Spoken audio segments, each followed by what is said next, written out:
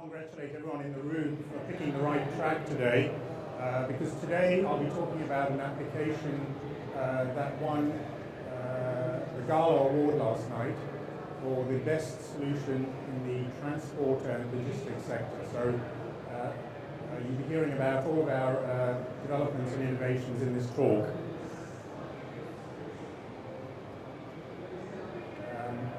Okay, so what I'd like to talk about today is some work that we at InterDigital are doing in the transport sector. We've been running a trial for over a year, and what I want to share with you is how our implementation experience can help improve your strategy. And I'm hoping that half an hour from now, when you walk out of the room, you'll have a glimpse into the future of the IoT. So let me begin with some introductions. I'm Ken Figueredo. I focus on strategy and IoT ecosystem development at InterDigital. And InterDigital is a company that's been in business for about over 40 years now. Our annual revenues are around about $450 million a year. And in the IoT arena, we've been recognized as a top 20 leader for IoT innovation. And our business model essentially is innovation, technology licensing, and solutions. And some of our clients include companies such as Samsung, BlackBerry, Sony, Ericsson, and Intel. And then in terms of our global footprint, we do cover the market globally. Our headquarters are in Pennsylvania in the USA, and we have a presence in Canada, England, and South Korea, all very important markets in terms of what's happening in the IoT. Okay, so there are four topics I want to cover today. Firstly, what is the IoT challenge? How do we think about the IoT challenge?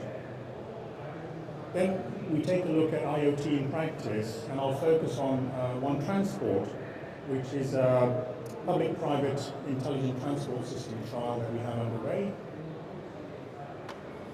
Importantly, we need to look and listen to the voice of the customer. And what I'm going to bring in is some information from the customer for this trial. What do they think about the requirements? Why are they involved? And then finally, from our implementation experience, what are some of the lessons we've learned, and what are some of the future directions for this work and in terms of your business?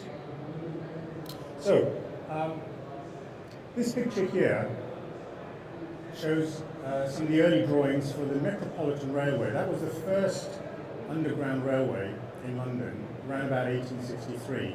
And the challenge in those days was digging holes in the ground, figuring out what kind of trains and rolling stock could run on these railways and run underground. And it's important to look at this because you, as providers of solutions, users of IoT applications, you have to figure out what is your ambition. Because this is the London Underground today. We have a bunch of different lines operating separately, so those are the different colors on this chart. But they all have to work together. The issue now is, how do passengers get from A to B? How do they move from one line to another? How do they deal with traffic management and payments? So in the IoT world, a lot of what you'll hear at the moment is how companies build silo application. That's the Metropolitan line of old. The future of the IoT is where these silos work together, where they interoperate. And how do you go about achieving that? So let's start off with the definition, a simple IoT application. What we have is a device and a sensor which may be connecting through a local area network, and then a wide area network, and then to an application which encapsulates the business logic. I haven't drawn this in a very straight way because of the space, but essentially what we have here is a vertical stack. To make that work, you need some IoT service enablers, and everyone's talking about IoT platforms. Well, what does that mean? Well, firstly, you have a device management platform which allows you to provision, to activate, to update the software on your devices and sensors from a remote location. And that cluster of functions sits in a device management platform. You also need an application enablement platform. So these are the tools that help you to build an IoT application. And they're much more focused on the business logic rather than the devices. And once you have those elements in place, then your devices can communicate reliably with your application. And that's the basic design of an IoT application. That's what I'm going to use as we go through this talk this afternoon. Now, let's look at two applications. So we have the application from before. Now we have a new device that we introduce, a new application, a new device management platform, and a new application enablement platform. And once we have that in place, then those two applications can talk. That's not ideal though. What we'd really like to have, because of the commonality, is one horizontal platform. Device management, security, managing applications, developing applications, those are common functions. Why should we bother building them each and every time we build a silo application? It's much more sensible to have a horizontal platform that you can insert there. And once you get that, we now have the situation where the devices and sensors from application 1 can now talk to application A. So we're starting to get interoperability. We can build a better application A by using data from a new source. And what's the benefit of making that shift to a horizontal platform? Well, you have economies of scale, so you're sharing infrastructure. It's cheaper per application if you're reusing hardware. You have economies of scope. You can do more things by mixing and matching data from different sensors, by taking applications and bundling them to create new applications. And you're future-proofing, because if you have a horizontal platform, you're designing with collaboration in mind. You're designing with reuse in mind. And if you have standards within that platform, you have ways of allowing data from one silo application to go and work with data from a second silo application. So that's a little bit of definition and theory. Now let's talk about this in practice. And I'm going to focus a little bit on a trial which we call One Transport. And I'll illustrate what One Transport does in terms of the Silverstone racetrack. So this is a racetrack in the centre of the UK, which hosts events like Formula One and MotoGP race events. The annual Formula One event, which took place, I'm guessing, June, July time, hosted about 400 visits. So these are people coming from quite a long way away to watch the training and the race. So you have 400 visits to the site over a 3-day period. And what we'd like to do is manage those visits efficiently, manage it at scale. Now here's the complication. That there is Silverstone. You have Northampton County Council here, which manages the roads and facilities in its area. Buckinghamshire here, Oxfordshire here, and then you have a separate authority that manages the major highways. So if you're building an application that helps people get to the event on time, leave the event on time, that manages crowd control, for example, each of these organizations needs to cooperate. if these guys shut a road or create a diversion, that effect will ripple back. So you want to catch people before they get there and help them manage their journey. Now, I've talked about journey planning, but once you get data from these different environments, you can do a whole host of different things. So we're not thinking about one application, we're thinking about an environment where you can support many applications. And here's a list of some of the use cases that the project team is focusing on. So journey time thresholds, how long does it take to go from A to B, depending on the day or the event or the time of day at which you travel. So there's data you can collect and you can set benchmarks or thresholds for those journey times. There's calculation of traffic flows from different sensors around the counties.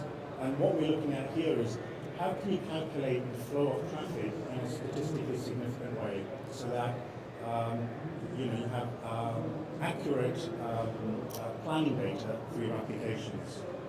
Then there's managing the event experience. How do you help people get to the event? How do you help them to enter the right entry point at the racetrack? How do you reserve parking? How do you help people figure out whether it's worth staying at the racetrack for an extra hour, maybe do something else, and avoid the congestion of everybody trying to leave at the same time? Then there's road closure management. How do you work around diversions?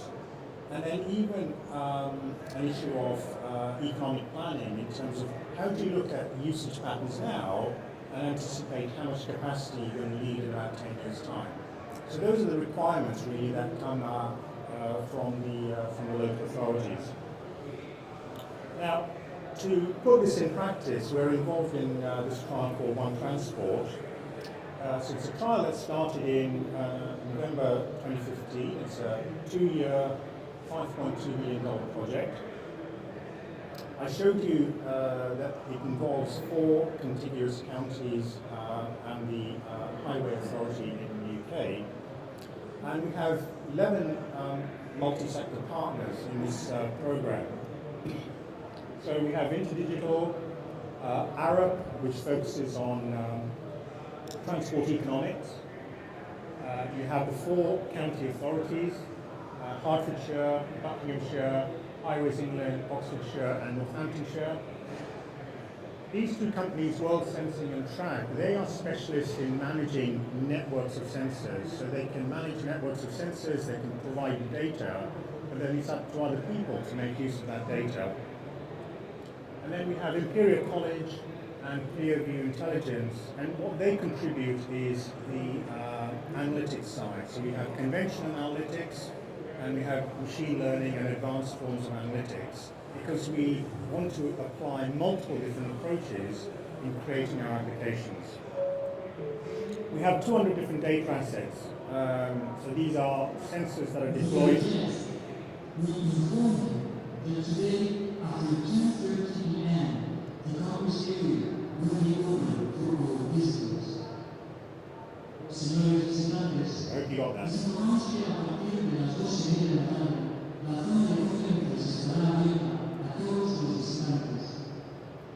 Señores visitantes, nos comunica a partir de las 2 horas a través de la mañana, la zona de conferencia estará abierta a todos los visitantes. Okay, all right.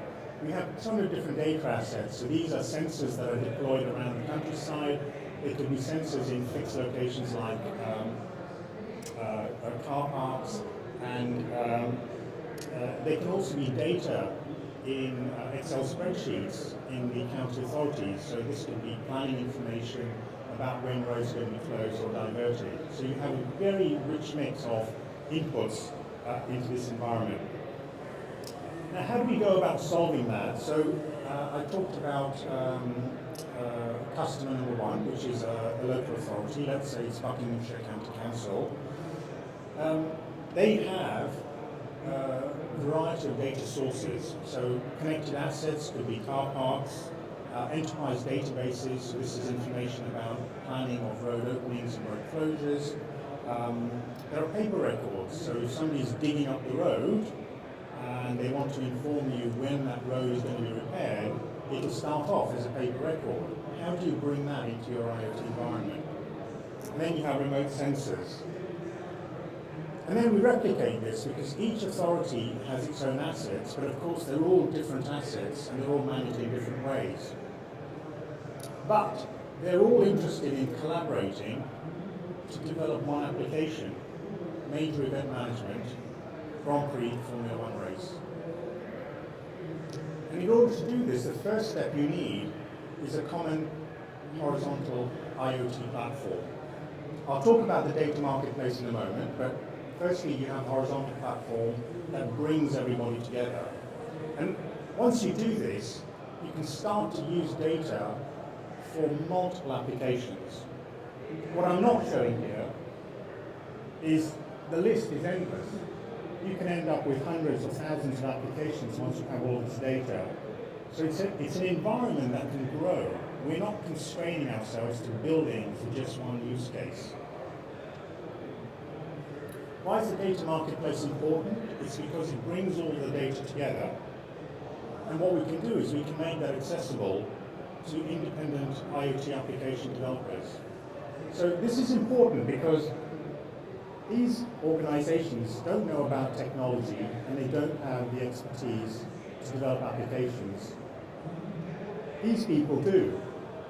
And the marketplace brings them together. So there's a way of exposing data that the application developers can then use, and there's a way of compensating the data owners for the data that's used in these applications.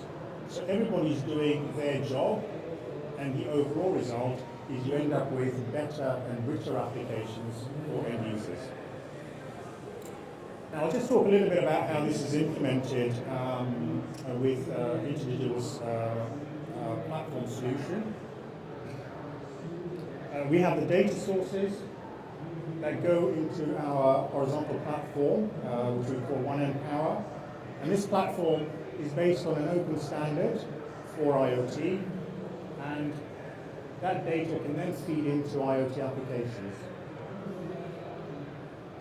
We provide tools and SDKs, and we enclose that in the What.io operating environment. And what that does is it takes the data sources and it manages the feeds, the import feeds, through a set of tools which include file storage. How do you store and manage the data that you're picking up?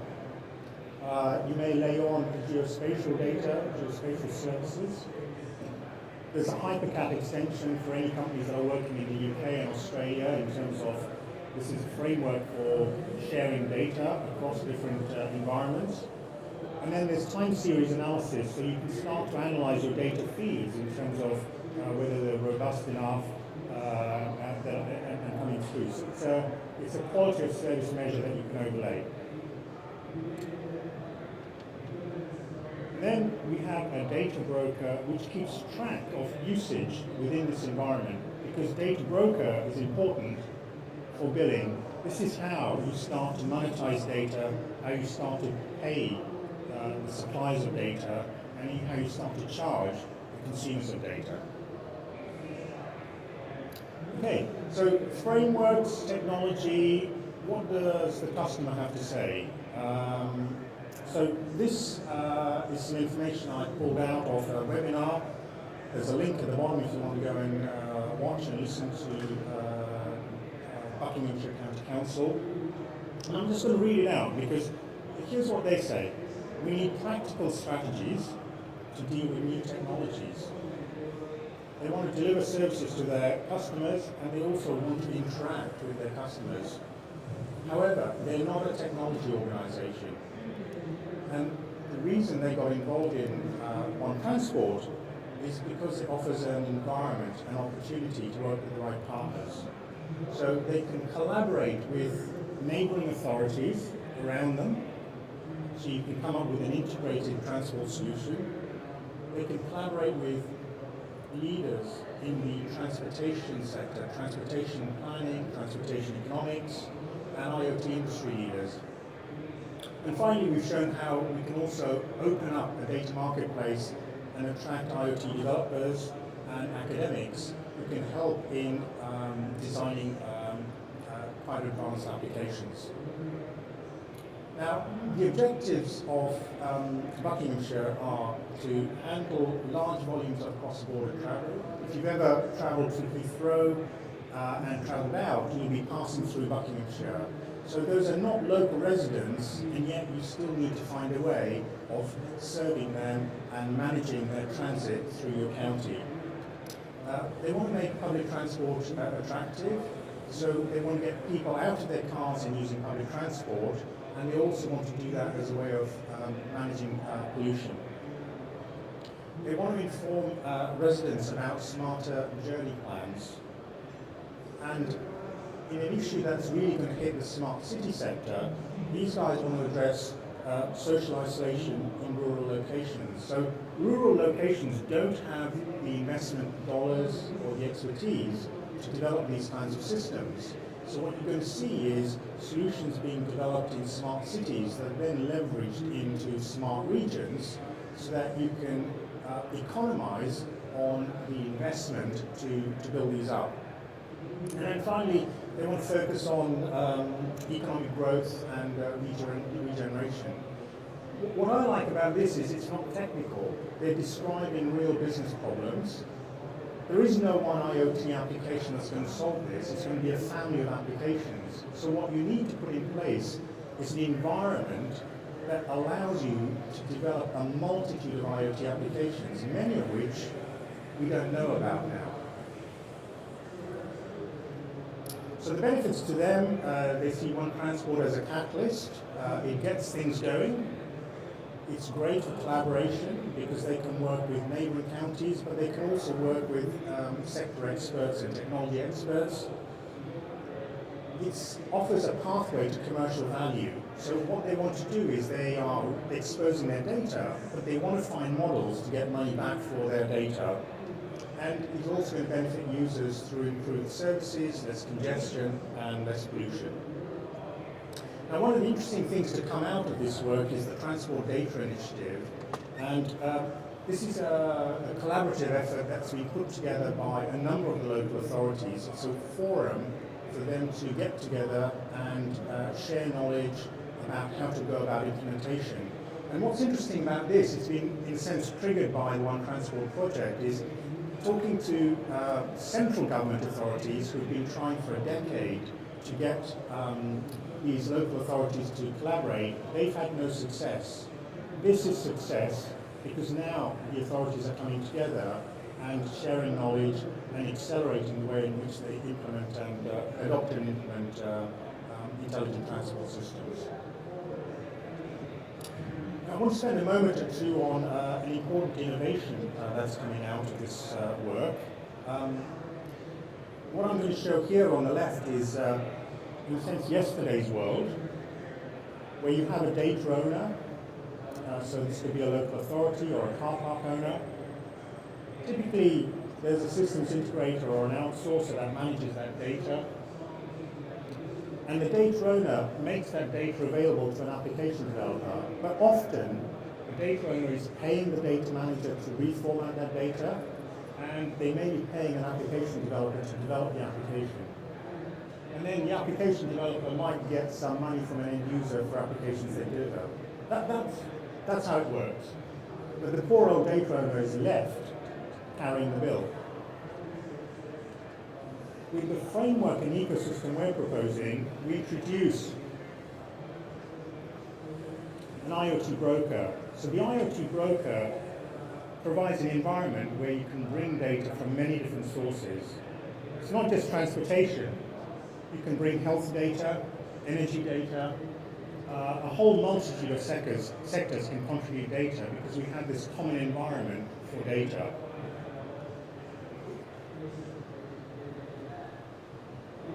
And by making it an open environment, we can allow specialists, analytics, and data service providers to work on that data, create metadata, create interesting applications. And the important thing here is with this data broker model, you now have a mechanism, a path to compensate the data owners. And that's an important appeal for a lot of public sector agencies that don't really find that they have a path to monetizing their data.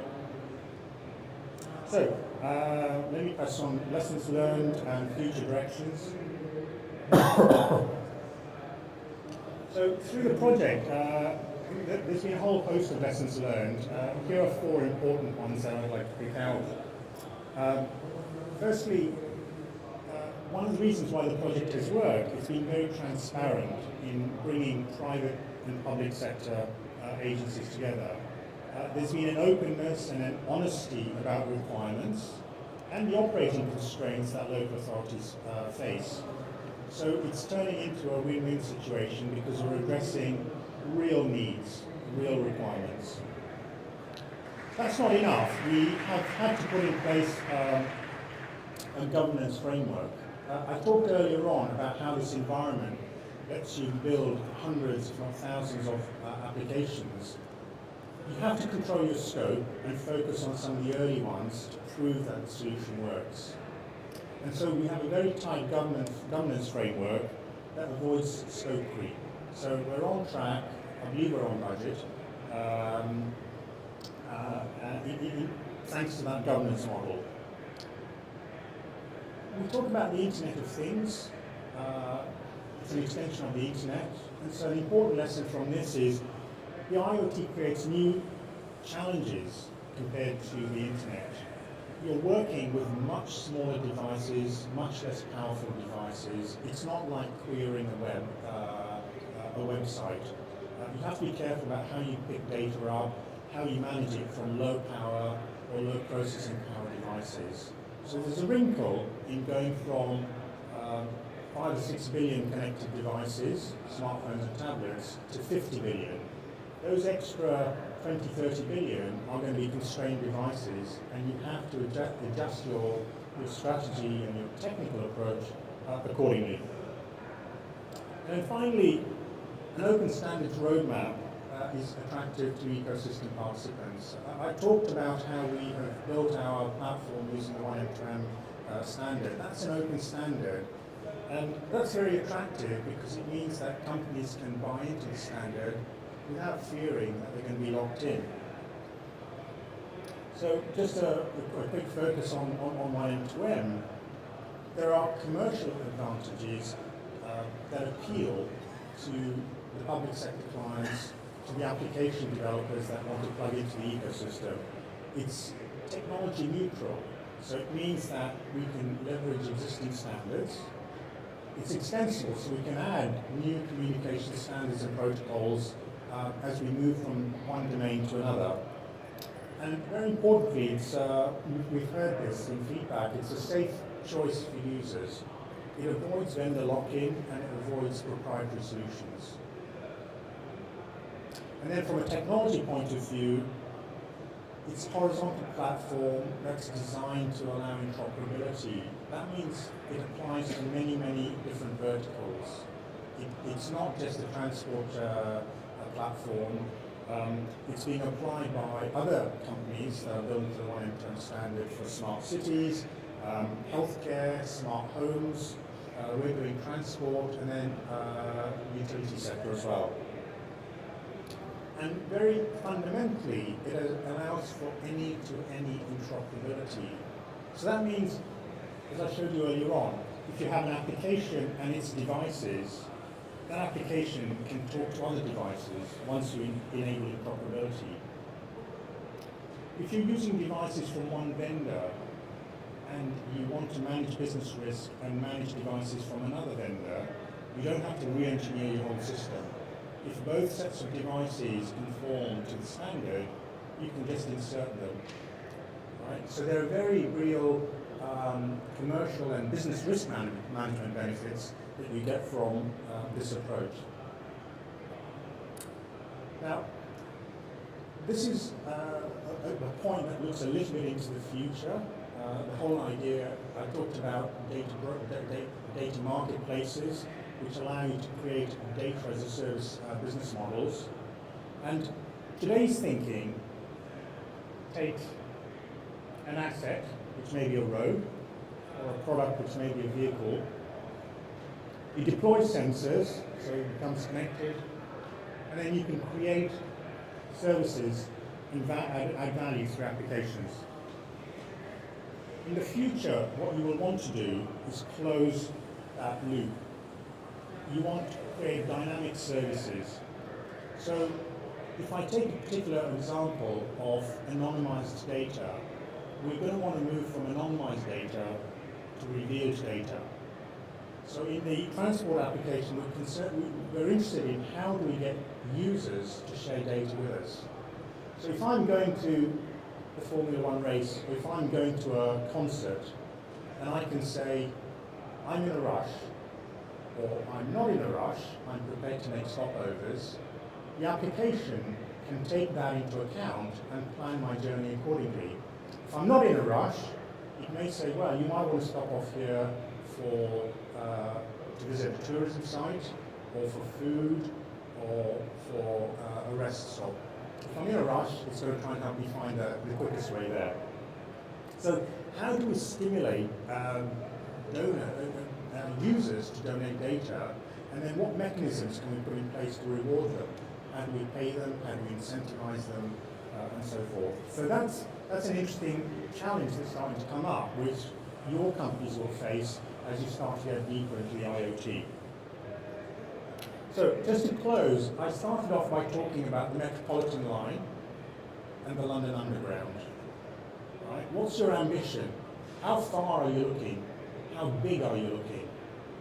We started with the One Transport trial, which I've talked about here, running on our platform. And soon after kicking it off, another trial in a different part of the UK. This is around Birmingham, and it's involving some academics from Aberdeen University in Scotland. They've been working on a smart routing project, and they've chosen to work on the platform and share their data. So there's data sharing and expertise sharing across these two different projects. And then more recently, I would say in the last 5 or 6 months, there's another project, which is a pan-European project, Crowd for Roads. So they have a couple of institutions from Rome. They have BlaBlaCar, which is the ride-sharing company from France. And the idea here is to see if you can get the riders to share some information about themselves, to share information about their journey as a way of improving applications. So it's crowdsourcing data to improve applications, and that's yet another, in a sense, sensor type coming into the environment. And altogether now, the ecosystem has grown. It's 21 multi-sector partners, 8.6 million in investment, and it's pan-European scale. And to the best of my knowledge, in terms of the population covered by these trials, we don't think that there's anything larger in terms of intelligent transport solutions. Thank you. There's a little bit of time for questions. Somebody's got in before you. If you can go to the mic, then we can start. Hello. You mentioned about the transport sector.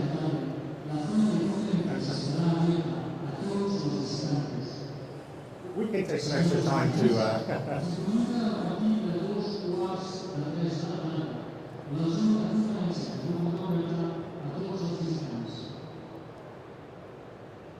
Is there any other the use of the InterDigital? Any other use cases in any other vertical industries like healthcare or whatever, where you can tell me? You just mentioned about transport. Is there any? We've been doing some transport. We've been doing some work in healthcare. A lot of what we do is also in terms of interoperability and interworking. So we're starting to look at how you can support interoperability in the home environment. At the moment, you have different camps that are working on the All Seen Alliance, the OIC, which is now merged into the OCF, There's a lot of smart home work going on in South Korea because they have a huge base of home appliance, smart electronics suppliers. At some stage, these companies will all want their devices to interoperate into work, so we're also active in that space. But the smart transport work is the one that's really taken off, as you can see from this.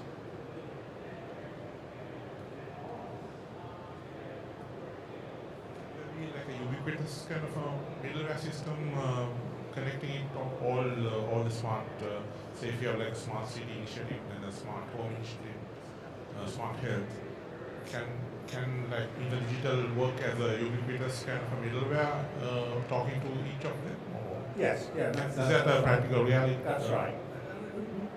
You have to sort of step back in a sense. Fundamental to what we do is the one end-to-end standard. So any organization can take the standard and build a platform based on that standard. Okay, we've done it. Other companies have done it.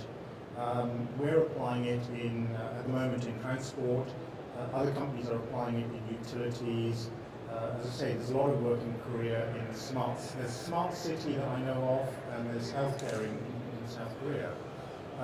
So you're taking the fundamental standard and applying it in different situations. But since everybody's working to the standard, you can connect these different platforms, right? There's no one platform that's going to dominate the market. We're going to have lots and lots of different platforms. However, if these platforms are built to a standard, they can start to interoperate. If you can't interoperate, then you're spending a ton of money on systems integration. Anybody else? Okay, all right. We're going to wrap up a couple of minutes early. Thank you very much.